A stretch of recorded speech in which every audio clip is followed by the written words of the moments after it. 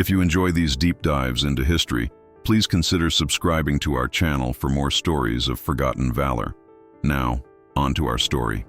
Iron Bottom Sound, Solomon Islands, 14th of November, 1942, Euro 317. The night was a suffocating blanket of humid velvet, broken only by the angry crimson wink of gunfire on the horizon. Flight Lieutenant Lachlan "Lockie" Hobbs banked his SBD Dauntless dive bomber, the Wright Cyclone engine thrumming a nervous heartbeat against his feet. His eyes, straining in the dark, scanned the patch of ocean below, known simply as the slot. "Tally-ho! Starboard, 2 o'clock, low!" crackled the voice of his wingman, Bluey Jones, over the radio. Lockie saw it, a long gray shadow, fast and lethal, throwing a stark white wake against the black water. A Japanese cruiser, likely an Agano-class, flanked by 2 destroyers. The Tokyo Express was running again, delivering troops and supplies to Guadalcanal, and it was Lockie's job to punch its ticket. "Going in," Lockie said, his voice a dry rasp. "Cover me, Bluey." He pushed the stick forward. The Dauntless, a plane never truly loved by its pilots, protested with a shudder. He nosed over into a standard 60-degree dive. The wind began its high-pitched sermon, rising from a whistle to a shriek. His target was the cruiser, the linchpin of the formation. Red tracers, looking lazy and slow, began to arc up from the ships, forming a cone of lethality. Lockie's world narrowed to the glowing reticle of his gun sight and the expanding silhouette of the warship. The Japanese gunners were good, too good. The air around his canopy was suddenly filled with violent percussive thumps as 25mm shells bracketed his plane. "Steady, steady," he muttered. A larger flash erupted to his left. "Lockie, I'm hit! Engine seizing!" Bluey's voice was sharp with surprise, not panic. Lockie flinched, his thumb hovering over the bomb release. He was too high. The cruiser was already starting a hard turn to port, its wake a white scar. He pickled the 500-pound bomb, knowing he had missed the release point. "Pull up, Bluey, pull up. Ditch her if you have to." Lockie hauled back on the stick. The G-force pressed him into his seat, a heavy, invisible hand. His SBD clawed its way back into the humid sky, the airframe groaning. He looked back. A geyser of white water erupted 50 yards off the cruiser's stern. A clean miss. Below, a second splash, smaller, as Bluey's plane hit the water. No fire, no chute, just gone. Lockie circled once, his stomach a cold knot. The cruiser and its escorts, undamaged, were already speeding away, disappearing back into the darkness. He had failed. He had missed the shot, and it had cost him his wingman. The Tokyo Express was still on schedule. As he nursed his Dauntless back toward the faint lights of Henderson Field, the salty metallic smell of the sea mixed with the bitter scent of cordite and failure. Iron Bottom Sound, already a boneyard for dozens of Allied and Japanese ships, had claimed another piece of his squadron. And the cruiser, the reason for it all, was untouched. The air in the ready room at Henderson Field was thick enough to cut.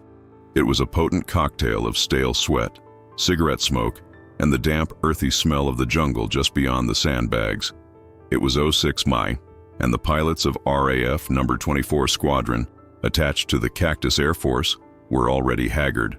Squadron leader Davies, a British RAF veteran with pale eyes and a permanent frown, stood before a map of the Solomon Islands. The map was dominated by a long, narrow channel of water, the slot. "Gentlemen," Davies began, his voice clipped. "This is the situation. For the past 3 weeks, we have been unable to effectively interdict the Japanese supply runs. The Marines on the island are holding by a thread, and they are being bled white by fresh troops and heavy munitions delivered nightly by the Tokyo Express." He tapped a silhouette of a ship. "Our primary problem is this: the cruiser escorts. These are not lumbering transports. They are fast warships, Agano and Sendai-class light cruisers, making upwards of 30 knots, heavily armed with dual-purpose guns and the best 25mm anti-aircraft batteries in the world. They are the sheepdogs, and our bombers are the wolves they are built to kill." Davies paced. "High-level bombing from B-17s, utterly useless against maneuvering warships at night. Our RAAF Catalinas and Hudsons, too slow. They get torn to pieces by the cruiser's AA or the roof floatplane fighters. That leaves us. He gestured to the weary SBD and P-40 pilots. Our standing orders are to attack at all costs, but the costs are becoming untenable. He pointed to a chalkboard. In the last 6 sorties against the Express, we have launched 48 aircraft. We have scored 2, maybe 3 destroyer hits. We have scored 0 cruiser hits. In return, we have lost 12 aircraft and 9 pilots. Last night, his eyes found Lockie Hobbs, who stared at his boots. We lost another. Flight Lieutenant Jones. A heavy silence filled the room. This was the crux of it.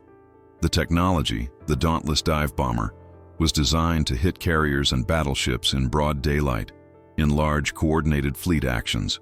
It was not designed for pinprick attacks in the dead of night against fast, agile, and viciously defended targets. The central problem was simple physics and fear. A standard 60-degree dive gave the Japanese gunners too much time. The SBD, with its dive brakes deployed, was a stable, relatively slow target. The gunners could calculate the angle, set their fuses, and fill the air with a cloud of shrapnel. To hit a target as narrow as a cruiser, a pilot had to dive low. But diving low meant flying through that cloud of shrapnel for precious, agonizing seconds. The pilots were being forced to choose: release high and miss, or press the attack low and risk being shredded. "They're too fast, sir," a pilot spoke up. "By the time we're in the dive, they're already turning. Their lookouts are magnificent. We're silhouetted against the moon, and they're just gray shadows on black water." Davies nodded grimly. "Nevertheless, the mission stands. We will stop the Express. We just haven't found the right hammer." He looked at the board again. "Until we do, the losses will continue." Dismissed.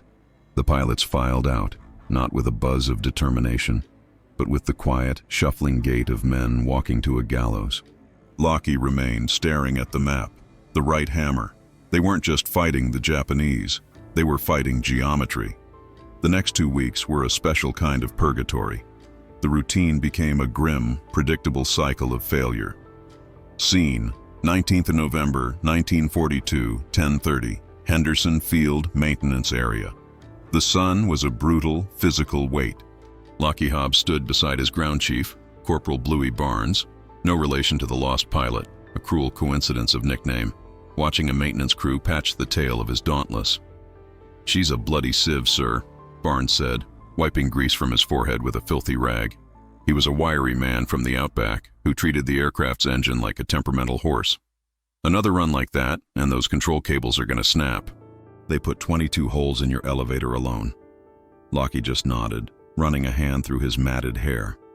The night before, they had tried a new tactic, a daisy chain of staggered low-level torpedo attacks by TBF Avengers, with the SBDs providing distraction by dropping flares and bombing from medium altitude. It was a disaster. The Japanese, expecting it, had turned into the torpedo planes. The flares had only served to illuminate the Avengers for the Japanese gunners. Lockie had watched 2 TBFs, a 3-man crew in each, cartwheel into the sea, trailing bright orange flames. The cruiser, they were starting to call it the Izumo, a bogeyman of a ship, had steamed through the chaos without a scratch. The desperation was palpable. It wasn't just in the ready room, it was in the very air of the base. It was in the way pilots held their coffee mugs with shaking hands. It was in the sudden, sharp arguments over card games. It was in the hollow look of the Marine riflemen who came back from the perimeter, their eyes haunted, asking, "When are you flyboys going to stop those ships?" Scene: 22nd November 1942, 020, the slot. "This is madness," shouted a new American pilot, Ensign Davies, over the radio. "They're everywhere. I've got zeros. Wait, roofs. Roofs at 6 o'clock. This time, the planners had tried a maximum effort strike. A mixed group of SBDs, RAF Hudsons, and P-39s loaded with small bombs, all hitting the Express at once. The idea was to saturate the defenses. Instead, they saturated the airspace. The Japanese cruiser, the Izumo again, led its destroyers in a series of violent S-turns. Its AA batteries opened up, joined by the floatplane fighters that had been lurking in the dark. The sky became a chaotic brawl. Radio discipline evaporated. "Who's bombing? Who's target? I can't see the cruiser.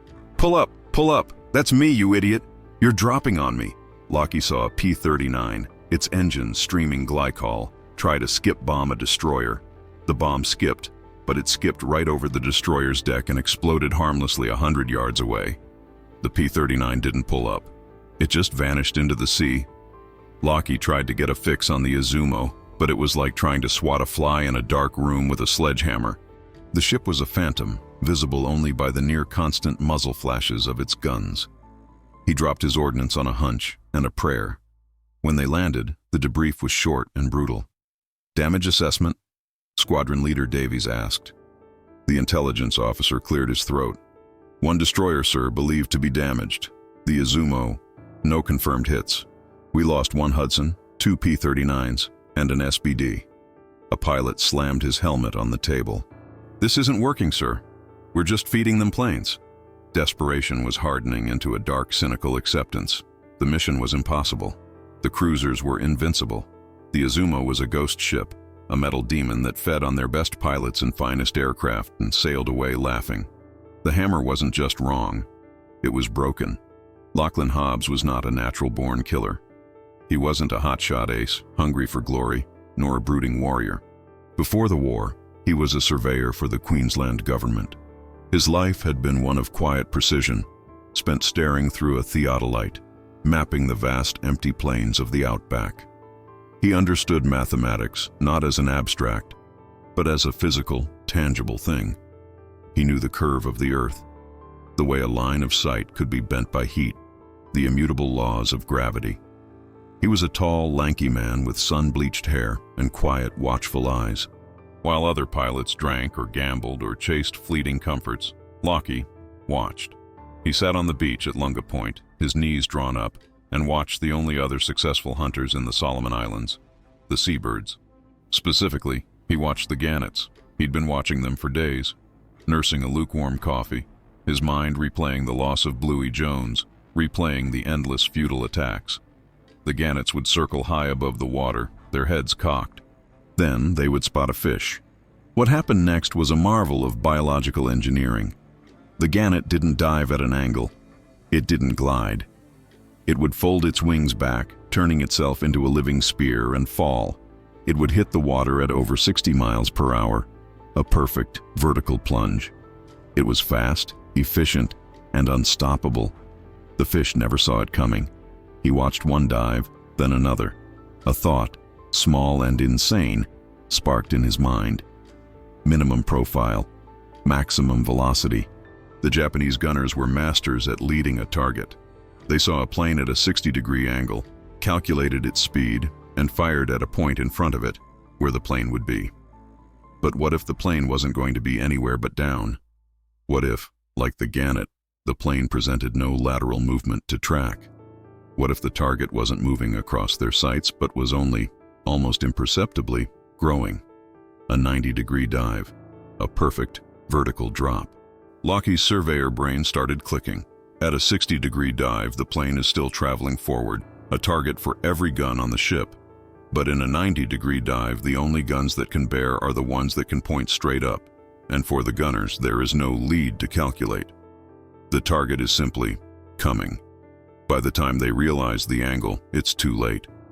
The plane would be moving at terminal velocity, a screaming 1,000-pound projectile.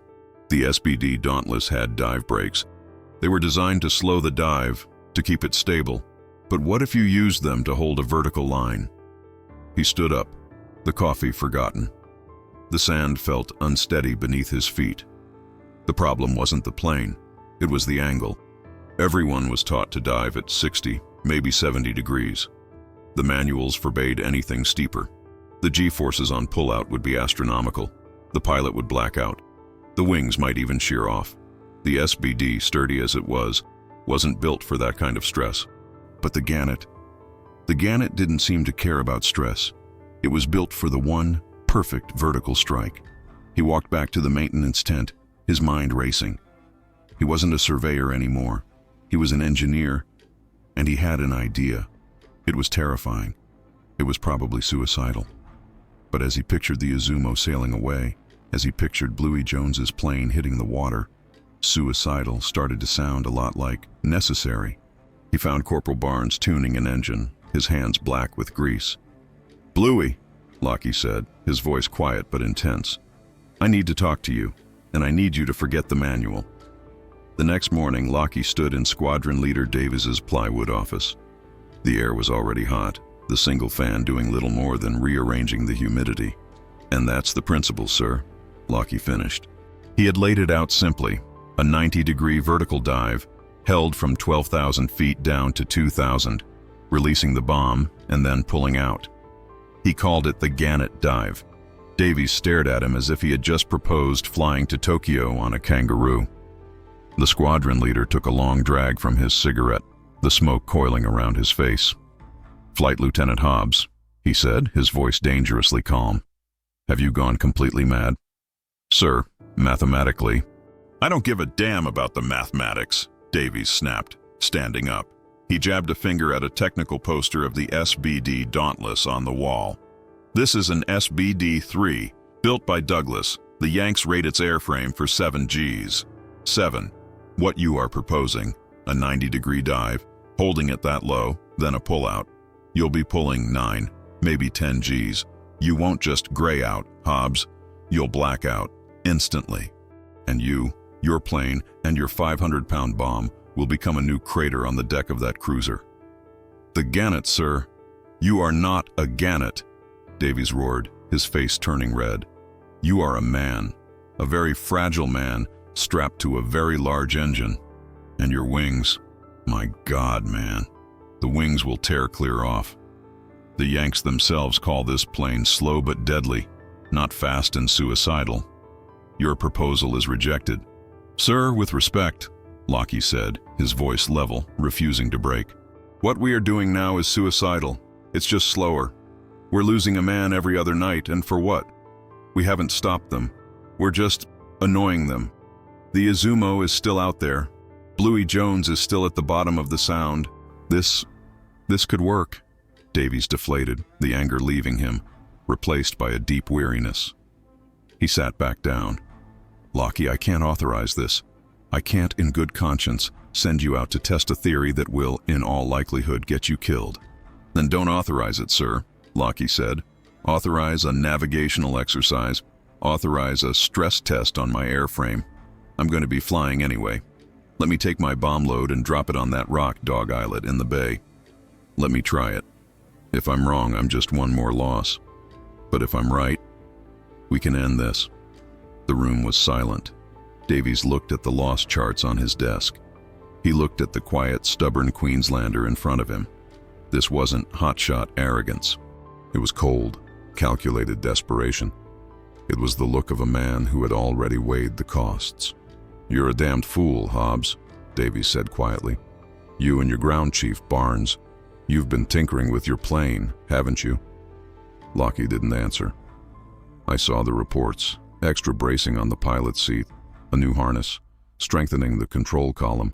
You were going to do this anyway. Yes, sir. Davies sighed, rubbing the bridge of his nose. He felt 1,000 years old. Dog Islet, tomorrow, 9 Sodu. You will take a spotter. If your wings so much as creak, you are to abort. And Hobbs, if you paint a new line on your canopy for a 90-degree drop, I didn't see it. Do you understand? Understood, sir. Get out of my office. Lockie walked out into the blinding sunlight, his heart pounding. The first step was taken. Now he just had to survive the second. The prototype wasn't a new machine.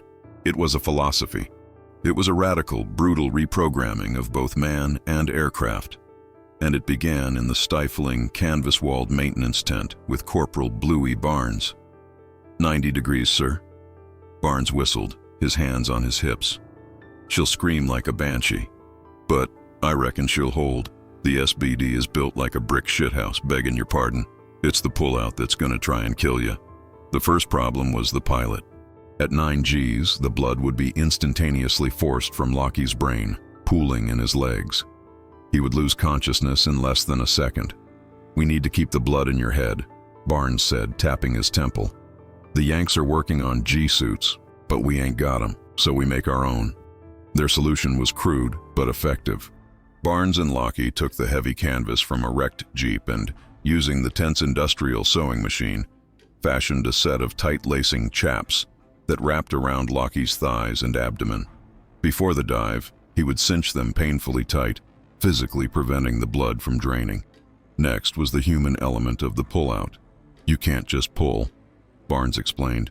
You gotta grunt, tense every muscle in your body, scream, force the blood to stay put. They practiced it on the ground, Lockie sitting in the cockpit, Barnes yelling, "Pull!" and Lockie tensing and grunting until his face turned purple. The other mechanics thought they'd gone insane. The second problem was the plane. Barnes and his team worked for 36 hours straight, high on coffee and adrenaline. They stripped the SBD-3, which Lockie had grimly nicknamed the Gannet, down to its spars. "See here, sir," Barnes said, pointing inside the wing root. "This is where she'll fail. It's the rivets. They'll pop under the G-load. They couldn't replace the rivets, but they could double them. They spent a day just reinforcing the wing spars and the elevator connections, drilling and riveting until their hands were raw. They reinforced the pilot's seat, bolting it directly to the main fuselage frame. If the wings come off," Barnes muttered, "at least the seat'll stay in." Finally, and most importantly, was the sight. A 90-degree dive meant the standard gun sight was useless. The pilot would be looking straight down. Lockie, using his surveyor's precision, took a white grease pencil. He sat in the cockpit. "Bluey, get me a plumb bob. Hang it from the roof of the tent right over the canopy." For an hour, Lockie sat, aligning his head, the plumb bob, and a mark on the SBD's nose. Then he carefully drew a single vertical white line on the inside of his plexiglass canopy. This was his new horizon. This was his line of faith. "You're not aiming at the target," he explained to Barnes. "You're falling onto it. You just put this line on the cruiser, and the wind and gravity do the rest. As long as you're perfectly vertical, you can't miss." By the time they were done, the Gannet looked the same as any other Dauntless, save for a few extra seams on the wings and a strange white line on its canopy. But it was a different beast. It was an airframe stressed to its absolute limit, flown by a pilot who was about to do the same to his own body. "She's ready, sir," Barnes said, his voice quiet. He slapped the metal fuselage. "Don't you go breaking my girl now." "I'll try not to, Bluey," Lockie replied, zipping up his flight suit. "And I'll try not to let her break me." Savo Sound, 24th of November 1942, or 09:05. The sky was a perfect aching blue. Lockie's SBD, the Gannet, climbed steadily to 15,000 feet. In the rear seat, his gunner, Sergeant Frank Costello, was unusually quiet. He'd been briefed. He didn't like it. "Dog Islet. In sight." Lockie's voice crackled. It was a small rocky spire, maybe 300 feet long and 50 feet wide, roughly the dimensions of a cruiser's vital engine and magazine space. "All right, Frank," Lockie said, his voice tight. "Here we go." He pulled the SBD up into a stall turn, rolling the aircraft onto its back. For a second, he hung suspended, the blue ocean replacing the blue sky. He looked up at Dog Islet. Then he pushed the stick forward. The dive began. This was not a 60-degree dive. This was a fall. Lockie ignored his instincts, ignored the screaming of his inner ear. He deployed the perforated dive brakes. They barked open, shuttering the plane. He kept pushing the stick until the nose was pointed straight down. He found his white grease pencil line and laid it directly on the rock below. The world dissolved. There was only the line, the rapidly expanding rock, and the sound. The sound was not a whistle. It was a deafening, terrifying roar, as if the sky itself was being torn in two. The plane, held vertical by its brakes, was vibrating so violently his teeth ached. The altimeter was a blur, unwinding at a sickening rate. 10,000 feet. The line was steady. 8,000 feet. The rock was no longer a speck. It was a target. 5,000 feet. He could see individual boulders. The airframe was groaning, a high-pitched metal shriek of protest. 3,000 feet. Now or never, he thought. His thumb hit the bomb release. He felt the 500-pounder drop away, detaching cleanly. "Bomb away! Pull! Pull!" he screamed into his mask, as much a reminder to himself as a warning to Frank. He pulled back on the stick with all his strength. It was like hitting a wall made of concrete. The G-force was instantaneous and brutal. Lockie's vision vanished. It wasn't a gray out, it was a blackout. The world was gone. He was blind, moving at 300 knots, just 1,000 feet above the water. But he had done what Bluey Barnes had told him. Before he pulled, he had tensed every muscle in his body, screaming into the void. His reinforced harness held him, his canvas chaps dug into his legs. The blackness lasted for 1 second, 2, 3. He awoke in a world of violent green and blue. He was level, skipping the waves, the engine screaming at full throttle. He was alive. His head felt like it weighed 500 pounds, and his arms were lead. "Frank," he yelled. "You all right, Frank?" A shaky voice came back. I think so, sir. I'm here. What about the rock?" Lockie banked the SBD, his neck muscles protesting. He looked back at Dog Islet, or rather, where Dog Islet had been. There was no rock. There was only a column of white, churning water and a cloud of pulverized stone dust. The 500-pound bomb, falling at near-terminal velocity, hadn't just hit the islet. It had penetrated it, exploding deep inside its core and shattering it to pieces. Squadron Leader Davies, watching from a ridge on Guadalcanal through binoculars, lowered them slowly. His hand was shaking. "My God," he whispered. "He didn't just hit it. He deleted it." Lockie's radio crackled to life. It was Davies. His voice was unsteady. "Hobbs, report." Lockie took a deep, shuddering breath. His vision was still peppered with black spots. "Airframe is intact, sir. Pilot is intact. The Gannet dive. It works." The slot, 25 of November 1942, 0144. The air in the cockpit was cold. Lockie Hobbs, flying at 18,000 feet, scanned the darkness below.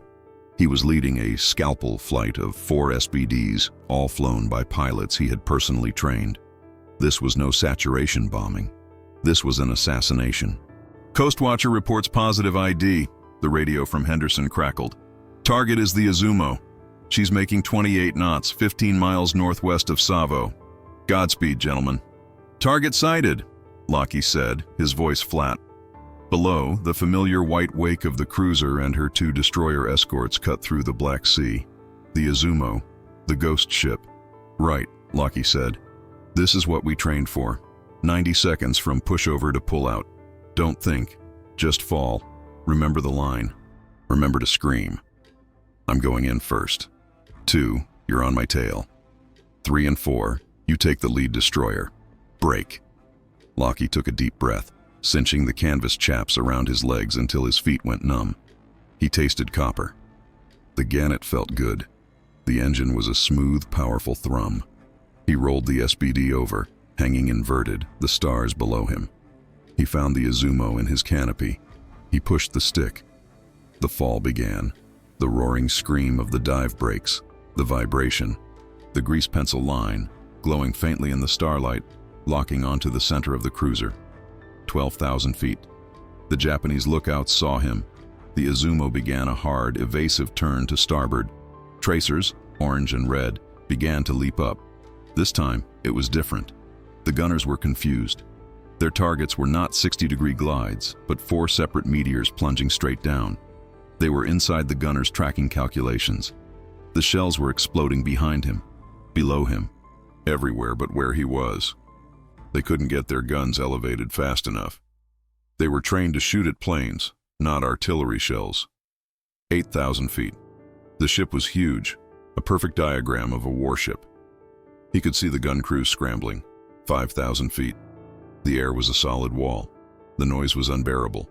2,500 feet. He was inside the flak. The world was a vortex of red-hot metal.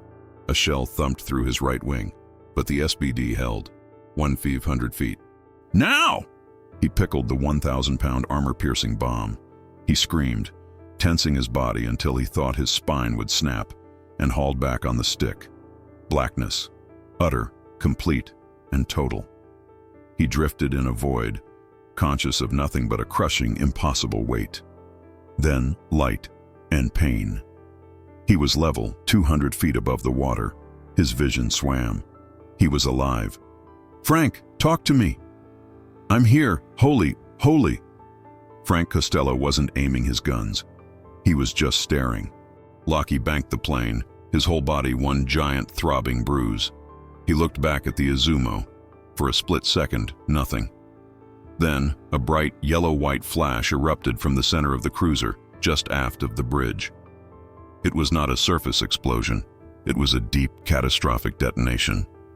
The bomb, falling with the force of a battering ram, had punched through 3 armored decks and detonated directly in the ship's forward engine room. A second massive explosion followed as a boiler went. A column of fire and black smoke shot 1,000 feet into the night sky. The Izumo, the invincible ghost ship, broke in two. Her bow and stern rose up, forming a dark V against the horizon. "Target hit," Lockie breathed, his voice shaking. "Target is neutralized.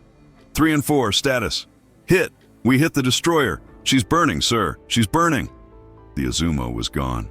In less than 2 minutes, she had vanished, sliding beneath the waves to join the other wrecks in Iron Bottom Sound. The Japanese fleet was horrified. This was impossible. This wasn't an attack. It was an execution from the clouds. The effect of the Izumo's sinking was not just tactical. It was psychological. It was a sonic boom that echoed from the humid ready rooms of Henderson Field all the way to Pearl Harbor. Scene 06R. Henderson Field debriefing. The ready room was packed. Pilots stood along the walls, their arms crossed, silent. Lockie, Frank, and the other 3 pilots of the Gannett flight sat at the front, drinking coffee with trembling hands. The photo reconnaissance photos, taken at dawn, were pinned to the board. They showed a massive oil slick and a field of debris. There was no Izumo. Squadron Leader Davies stood before them. His usual cynical demeanor was gone, replaced by a look of stunned awe. "Last night," he said, his voice thick, "Flight Lieutenant Hobbs and his flight did the impossible. They did what this entire air wing, what B-17s, what torpedo bombers, and what half the U.S. Navy has been trying to do for 3 months. They sank a Japanese cruiser." The room erupted. It wasn't just cheering. It was a primal roar of relief, of vengeance, of hope. Men pounded each other on the back, threw their hats in the air. The unsolvable problem had just been solved. The domino effect was immediate. The Gannett dive, or as the Americans quickly nicknamed it, the Hobbs plunge, or the vertical vengeance, became the only topic of conversation. At first, other squadron leaders were skeptical. "A 90-degree dive? Bull," a U.S. Marine major said, chewing a cigar. "My boys try that in a Helldiver. They'll pull their own wings off." Lockie, suddenly a reluctant celebrity, was asked to demonstrate the technique. Not the theory, but the practice. He spent the next 48 hours training the most experienced Marine and Navy pilots. He showed them the harness. He showed them the grease pencil line. He sat them in the cockpit and made them practice the grunt and tense until they were red in the face. A week later, a flight of 6 Marine SBDs, led by the same skeptical major, intercepted another Tokyo Express run. They executed the Hobbs plunge. They returned 2 hours later, having crippled a Sendai-class cruiser and sunk a destroyer. The major walked into the officers' club, found Lockie, and wordlessly handed him a bottle of whiskey. The tactic was validated. Recognition came swiftly. A signal marked Eyes Only arrived from Sank, Commander-in-Chief U.S. Pacific Fleet in Pearl Harbor. To Khmer Cactus, congratulations to RAF FLT-LT Hobbs and his squadron. The tactical innovation demonstrated represents a significant evolution in anti-shipping doctrine. All SBD and SB2C squadrons in theater are to receive immediate briefing on vertical dive procedures. The Express must be stopped. Hobbs has given us the hammer. End. Lockie was no longer just a pilot. He was an evolution in doctrine. Ground crews, inspired by Bluey Barnes, began scrounging for canvas and extra riveting tools. The sound of mechanics reinforcing wing spars became the new soundtrack of Henderson Field. The Japanese had built a wall of AA fire, and Lachlan Hobbs, the quiet surveyor from Queensland, had simply decided to fall over it. The Hobbs plunge was not a silver bullet. It was a rough-cut key. Now every pilot and every ground crew in the Solomons started trying to perfect it. The innovation spread, and with it a wave of field modifications. The first problem was the G-force. Lockheed's canvas chaps were effective but crude. U.S. Navy flight surgeons, hearing of the tactic, requisitioned prototype G-suits that were being tested in the States. These were trousers with inflatable bladders that automatically tightened on the legs and abdomen during high-G maneuvers. A shipment arrived, and the effect was immediate. Pilots could now pull 9 or 10 Gs, and while still uncomfortable, they wouldn't black out. The second modification was to the planes themselves. Bluey Barnes's reinforced spars became standard procedure. Mechanics started welding extra steel plates around the pilot's seat. They installed beefier harnesses taken from wrecked B-25s. The grease pencil line was replaced by professionally etched vertical sights on the canopies. Pilots developed their own variations. Some, flying the heavier, faster Curtiss Helldiver, found they could start their dive higher at 20,000 feet and achieve even greater velocity, making them almost impossible to hit. RAF P-40 Kitty Hawk pilots, lacking dive brakes, even tried a modified Gannet as a strafing run, diving vertically on ground targets and pulling out at the last second. But the enemy was not stupid. The Japanese were masters of adaptation. After the sinking of the Izumo and the Sendai cruiser Naka, Japanese naval intelligence realized the game had changed. Their anti-aircraft doctrine was obsolete. Within weeks, Allied reconnaissance planes spotted new additions to the Tokyo Express ships. The Japanese were adding more guns. Triple-mount 25mm pom-pom guns were welded onto every available flat surface, their barrels angled to fire at a higher, near-vertical arc. Then came the new tactic. A flight of Avengers, using the vertical dive, went in on a destroyer. They pushed over. The destroyer, instead of turning, held its course and stopped firing. "They're not shooting," the lead pilot yelled. "This is a piece of..." At 8,000 feet, the sky below them erupted. The destroyers and the cruiser hadn't been aiming. They had been waiting. They unleashed a box barrage, a pre-calculated cube of flak, throwing hundreds of shells into the exact patch of sky the bombers had to fly through. 2 Avengers vanished in an orange and black smear. The Japanese had countered. They couldn't hit the divers, so they built a wall of steel for the divers to hit. The cat-and-mouse game evolved again. Allied planners had to rethink. The Hobbs plunge was no longer a solo act. It now required a flak suppression team. Flights of P-38s or Corsairs that would strafe the destroyers, distracting the gunners, just seconds before the dive bombers pushed over. The innovation had worked, but it had not won the war. It had only opened the next, more lethal chapter. Lockheed's brilliant, simple idea had now become a complex, deadly orchestral maneuver, requiring perfect timing, new technology, and an ever-increasing cost in men. Lockheed Hobbs was promoted to squadron leader. He was no longer just Lockheed, the quiet surveyor.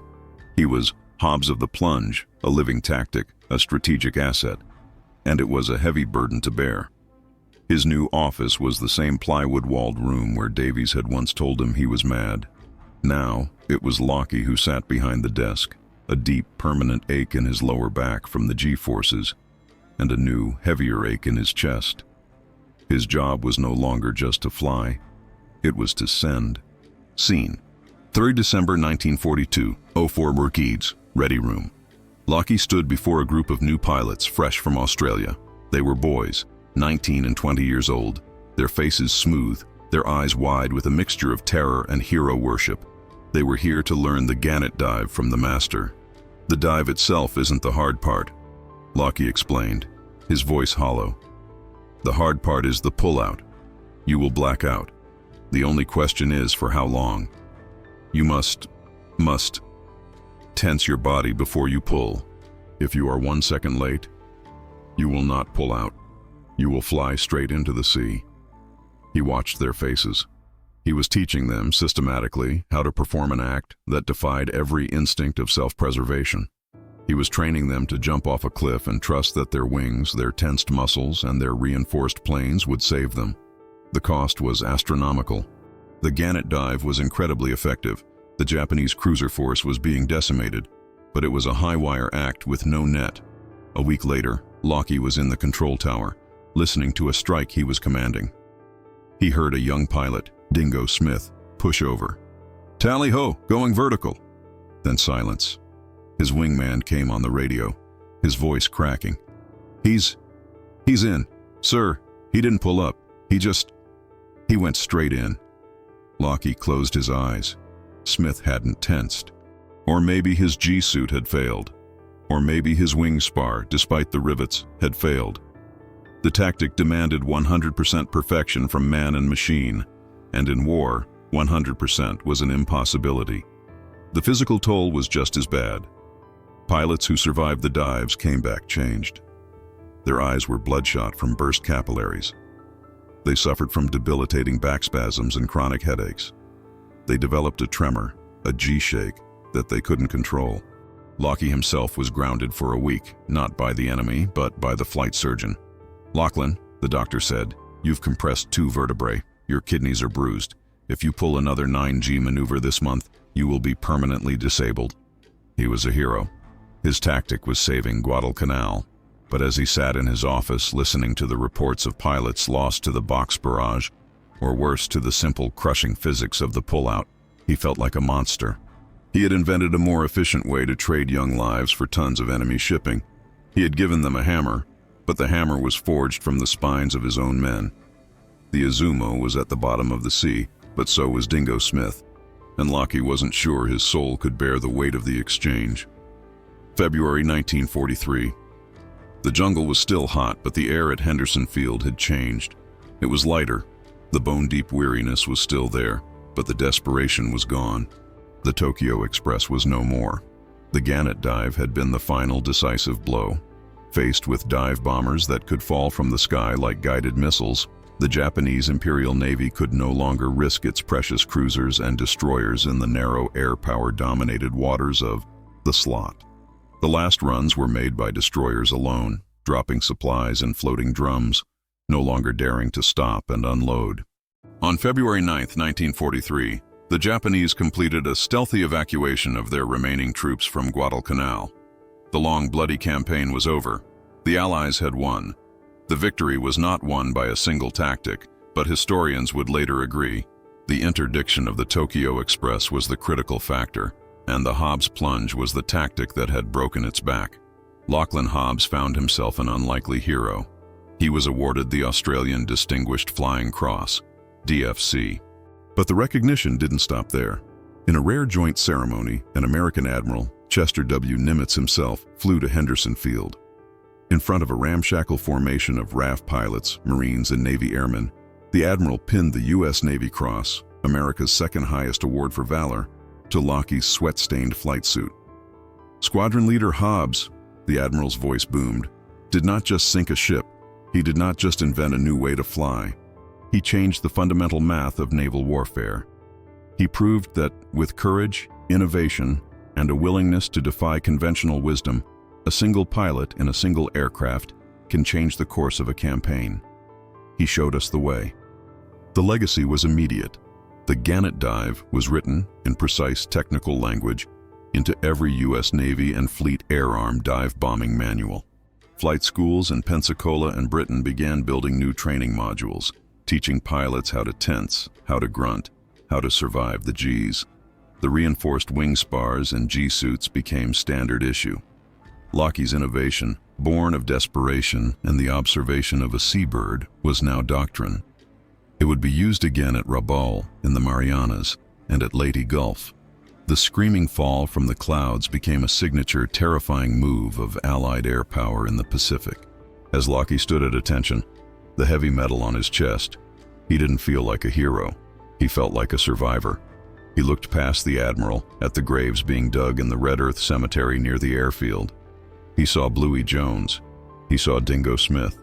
He had shown them the way, but he had walked it on the bodies of his friends. Toowoomba, Queensland, Australia, 1984. The man who opened the door was tall and thin, his skin like old parchment, his hair a shock of white. He walked with a slight stoop, a visible legacy of compressed vertebrae. He looked nothing like the photos of the steely-eyed pilot. He was just an old man. A young naval historian, clutching a tape recorder, sat in Lachlan Hobbs's living room. The room was tidy, filled with books on surveying and geology. There was not a single model airplane, not a single photo of a Dauntless. Only one small framed metal case sat on the mantel, a DFC and a Navy cross. "I've read all the after-action reports, sir," the historian said, his voice earnest. "I've seen the gun camera footage, but I have to ask, what was it like, that first night, the Izumo, when you pushed over the top?" Lockie was silent for a long time, staring out the window at the rolling, peaceful hills of the Darling Downs.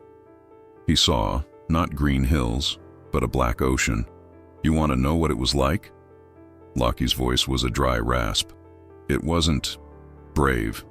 It wasn't exciting. You don't think. You can't. You're too busy. You're watching the line. You're tensing. You're screaming in your mask to keep the blood in your head." He looked at his hands, which still held a faint tremor. "You fall. That's all it is. You just fall. For 30 seconds, you are a stone. And the world is just this terrible, beautiful noise. A roar. Like the universe is ending." "The Japanese, they said it was horrifying," the historian prompted. "They said it was supernatural, like demons diving from the clouds." Lockie gave a small, sad smile. "We weren't demons. We were just gannets. We were just hungry, not for fish. We were hungry for it to be over. We were hungry to stop the dying. So we found a new way to do it. A faster way." He leaned forward, his blue eyes suddenly clear and intense. "The real cost, it wasn't the planes. It was the men. The ones who didn't pull up. The ones who hesitated. I taught them how. I told them it was possible, and I sent them. That's the part that isn't in the manuals." The historian left hours later, his tape recorder full. Lockie Hobbs, the surveyor from Queensland, went back to his maps. He passed away in 1991. He was buried with full military honors, but by his request, there was no flypast. Today, thousands of feet below the placid turquoise waters of Iron Bottom Sound, the wrecks of the Izumo and the Naka lie in eternal darkness. They are broken, shattered, torn open by an impossible force. They are silent monuments to the day an Australian naval pilot, inspired by a seabird, decided to stop flying and simply fall.